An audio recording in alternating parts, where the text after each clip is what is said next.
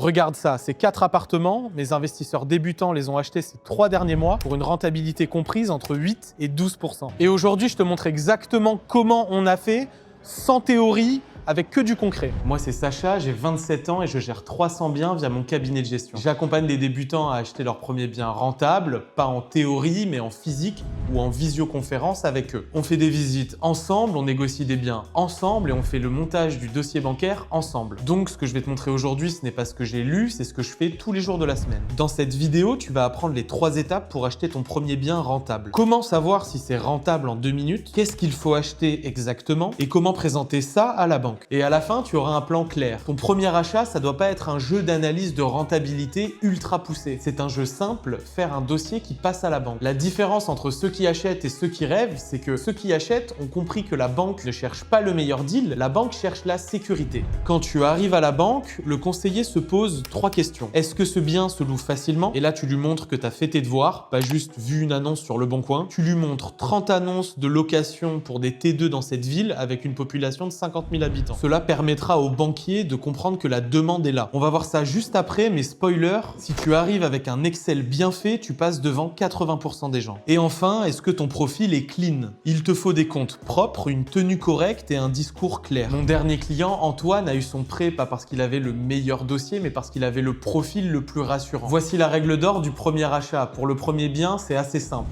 T'as pas besoin d'un immeuble de rapport, d'une coloc à rénover ou d'un truc exotique. Tu dois chercher un studio ou un T2 grand max, dans une zone avec une demande évidente et un budget hyper maîtrisé. Je sais, c'est pas sexy, tu voulais un immeuble et être entier en 2 ans. Mais la réalité, c'est que tu passes le niveau 1 d'abord et que tu feras le sexy après. La semaine dernière, j'ai visité un studio à Draguignan avec une cliente. Elle l'a eu à 68 000 € avec un loyer à 480 € par mois. C'est pas instagrammable, mais c'est du 8,5% brut. Voilà ce qu'on cherche. Ok, maintenant on va parler chiffres. La rentabilité, c'est assez simple. C'est combien tu gagnes versus combien ça te coûte. Ta rentabilité brute, c'est ton loyer multiplié par les 12 mois de l'année, divisé par ton prix d'achat plus tes travaux, multiplié par 100. Pour te prendre un exemple concret, un T2 que j'achèterais 95 000 € avec un loyer de 650 € par mois, auquel viendrait s'ajouter 5 000 € de petits travaux, on arrive à une renta de 7,8%. Si tu es en dessous de 7% brut en province, tu zappes, c'est pas rentable. Si tu es au-dessus du 8%, tu peux creuser. C'est assez simple, t'as pas besoin de sortir de Polytechnique pour faire ces calculs-là.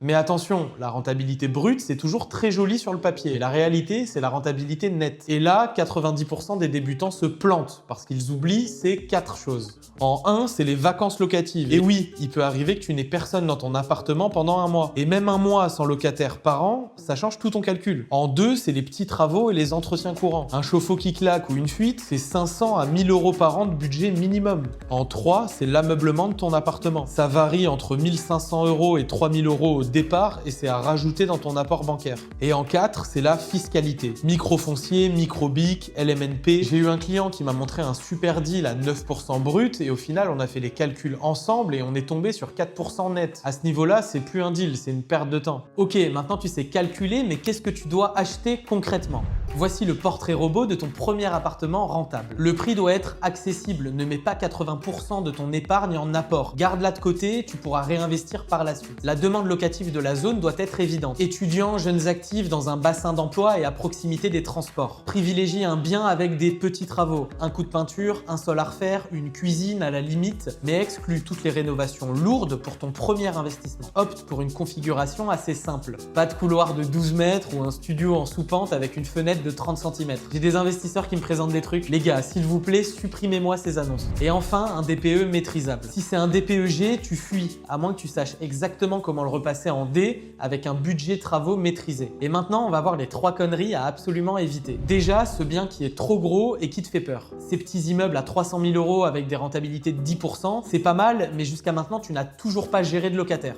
Ensuite, les biens qui sont trop loin et que tu ne maîtriseras pas. L'idéal pour un bien, c'est à 1 heure maximum de chez toi. Il faut que tu puisses y aller en physique si jamais il y a un problème. Et enfin, le bien trop compliqué juridiquement. Celui où il y a des problèmes de copropriété en cours, dans un immeuble qui est classé ou avec des problèmes de servitude un peu bizarres. L'objectif de ton premier achat, c'est pas de pouvoir faire le malin sur Instagram. L'objectif, c'est de te faire prendre confiance en toi, de te faire prendre confiance dans l'avenir de ton patrimoine et surtout de pas faire un ulcère. Ok, pause. Si tu es encore là, c'est que tu veux vraiment acheter un bien. Mais laisse-moi deviner pourquoi tu ne l'as pas encore fait. Tu veux être sûr à 100%. Tu veux la bonne affaire, le bon moment et tu veux avoir une certitude totale de ce que tu es en train de faire. Mais en immobilier, la réalité, c'est que tu seras sûr à 100% après ton premier investissement.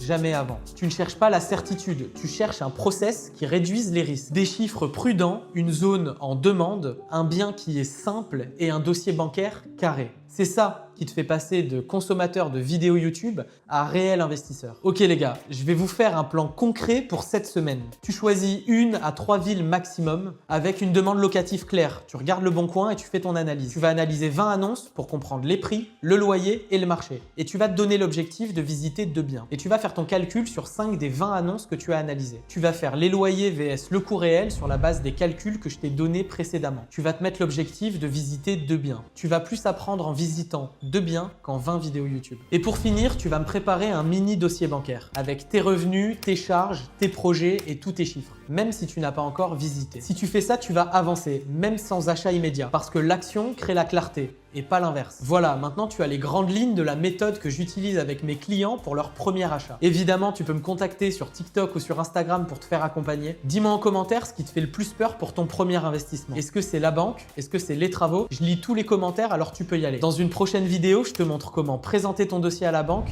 pour maximiser tes chances, même avec peu d'épargne. Abonne-toi si tu veux du contenu concret et pas du bullshit de formateur. À très vite.